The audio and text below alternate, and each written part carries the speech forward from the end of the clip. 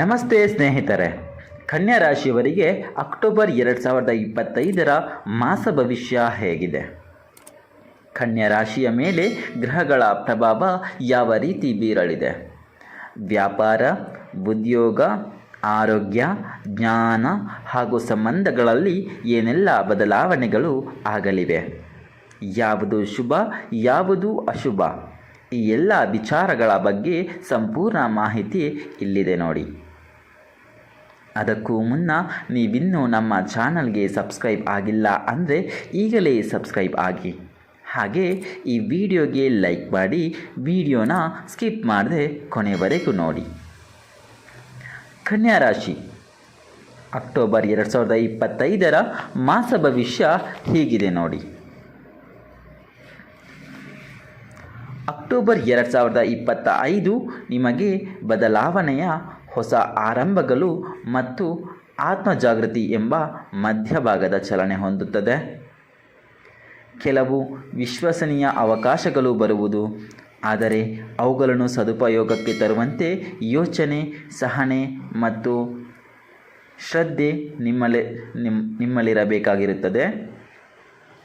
ಇನ್ನು ವೃತ್ತಿ ಮತ್ತು ಉದ್ಯೋಗದ ವಿಚಾರಕ್ಕೆ ಬಂದರೆ, ಈ ತಿಂಗಳಲ್ಲಿ ಕೆಲಸದಲ್ಲಿ ಕೆಲವು ಬದಲಾವಣೆಗಳ ಸಾಧ್ಯತೆ ಇದೆ. ಹೊಸ ಜವಾಬ್ದಾರಿಗಳು ಅಥವಾ ವೃತ್ತಿ ಕ್ಷೇತ್ರದಲ್ಲಿ ನವೀನ ಭಾಗವಹಿಸುವಿಕೆಗಳು ಉಂಟಾಗಬಹುದು. ಹಾಗೂ ಸಂಘಟಿತ ಚಟುವಟಿಕೆಗಳಿಂದ ಮಾಡಿದ ಪ್ರಯತ್ನಗಳು ಉತ್ತಮ ಫಲ ನೀಡುವ ಸಾಧ್ಯತೆ ಕೂಡ ಇದೆ. ಮತ್ತು ಸಹೋದ್ಯೋಗಿಗಳೊಂದಿಗೆ ಒತ್ತಡ, ಸಂಪರ್ಕದ ಅಭಾವ ಅಥವಾ ನಿಯಮಿತ ಕೆಲಸಗಳಲ್ಲಿ ವಿರಾಮಗಳು ಮುಖ್ಯವಾಗಬಹುದು. ಎಲ್ಲ ಸಂಕಟಗಳನ್ನು ಸಮಯೋಚಿತವಾಗಿ ನಿಭಾಯಿಸುವುದು ಶ್ರೇಯಸ್ಕರ. ಇನ್ನು ಹಣ ಮತ್ತು ಆರ್ಥಿಕತೆಯ ವಿಚಾರಕ್ಕೆ ಬಂದರೆ, ಕನ್ಯಾ ರಾಶಿಯವರಿಗೆ ಈ ತಿಂಗಳಲ್ಲಿ ಹಣಕಾಸಿನಲ್ಲಿ ಸರಿಯಾದ ನಿರ್ಧಾರಗಳ ಅಗತ್ಯ ಇದೆ. ಅನಿರೀಕ್ಷಿತ ವೆಚ್ಚಗಳು ಉದಯಿಸಬಹುದು. ಯಾವುದೇ ರೀತಿಯ ಹೂಡಿಕೆಗಳನ್ನು ಮಾಡುವಾಗ ಜಾಗ್ರತೆ ಇರಲಿ. ಅದನ್ನು ತಾತ್ಕಾಲಿಕ ಲಾಭ ಉದ್ದೇಶದಲ್ಲಿದ್ದರೆ ಹೆಚ್ಚು ಯೋಚನೆ ಮಾಡಿ ಸ್ನೇಹಿತರೆ. ಹಾಗೆ ಕಳೆದ ವರ್ಷಗಳಿಂದ ಮಾಡಿದ ಪ್ರಯತ್ನಗಳಿಗೆ ಅತ್ಯಲ್ಪ ಫಲ ಬರುವಂತಹ ಸಾಧ್ಯತೆ ಕೂಡ ಇದೆ. ಆದರೂ ಸಂರಕ್ಷಣೆ ಮತ್ತು ಉಳಿತಾಯ ಮಾನಸಿಕತೆ ಕೂಡ ತುಂಬ ಮುಖ್ಯವಾಗಿರ್ತದೆ. ಇನ್ನು ಸಂಬಂಧ ಅಥವಾ ಕುಟುಂಬದ ವಿಚಾರಕ್ಕೆ ಬಂದರೆ, ಕನ್ಯಾ ರಾಶಿಯವರಿಗೆ ಅಕ್ಟೋಬರ್ 2025 ಸಂಬಂಧಗಳಲ್ಲಿ ಸತ್ಯಭಾವ, ಮುಕ್ತ ಸಂವಹನ ಮುಖ್ಯವಾಗಿರುತ್ತದೆ. ತಪ್ಪು ಊಹೆಗಳು, ಅನರ್ಥ ಭಾವನೆಗಳು ಸೃಷ್ಟಿಯಾಗಬಲ್ಲವು. ಪರಸ್ಪರ ಮನಸ್ಸನ್ನು ಕೇಳಲು ಸಮಯ ನೀಡಿ. ಪ್ರೀತಿಯ ಸಂಬಂಧಗಳಲ್ಲಿರುವವರು ಸಮಸ್ಯೆಗಳಿರುವಾಗ ಮನಪೂರ್ವಕವಾಗಿ ಮಾತಾಡಿ. ಕುಟುಂಬದ ಸದಸ್ಯರ ಆರೋಗ್ಯ ಹಾಗೂ ಮನೋಭಾವನೆಯ ವಿಚಾರಗಳಲ್ಲಿ ಹೆಚ್ಚಿನ ಗಮನ ಕೊಡಬೇಕು. ನಿಮ್ಮ ಬೆಂಬಲ ಮತ್ತು ಸಹಾಯ ಬಹುಮಾನವಾಗಬಹುದು.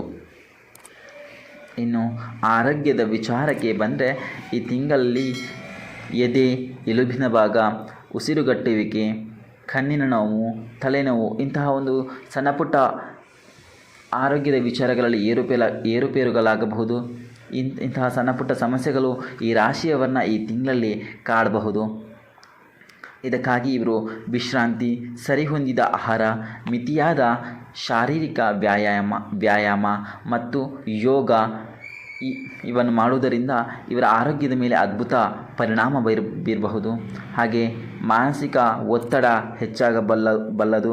ಇದಕ್ಕಾಗಿ ಧ್ಯಾನ ಅಥವಾ ಮನಃಶಾಂತಿ ತರಬೇತಿಗಳು ಸಹಾಯಕವಾಗಿರುತ್ತದೆ.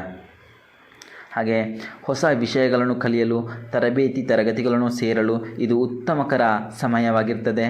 ಆತ್ಮವಿಶ್ವಾಸವನ್ನು ಬೆಳೆಸಿಕೊಳ್ಳಲು ಮತ್ತು ನಿಮ್ಮ ಪ್ರತಿಭೆಯನ್ನು ಹೊರಹೊಮ್ಮಿಸಲು ಅನೇಕ ಅವಕಾಶಗಳು ದೊರೆಯಬಹುದು. ಒಟ್ಟಾರೆಯಾಗಿ ಹೇಳೋದಾದರೆ, ಈ ತಿಂಗಳು ನಿಮಗೆ ಉತ್ತಮ ಬೆಳವಣಿಗೆ ಆಗಬಹುದು.